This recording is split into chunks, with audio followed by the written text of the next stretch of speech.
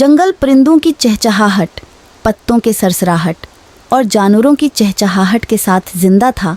अकीला और रक्षा की क़ियादत में भेड़ियों का एक गरूह खाने की तलाश में था।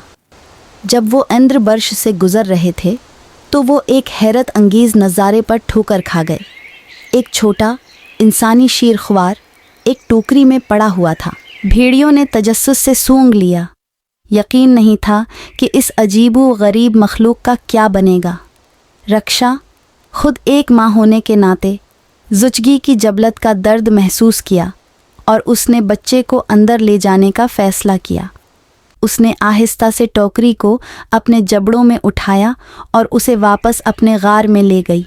अकीला, जो हंड का लीडर, पहले तो हिचकिचाहट का शिकार था, लेकिन आखिरकार बच्चे को रहने देने पर राजी हो गया।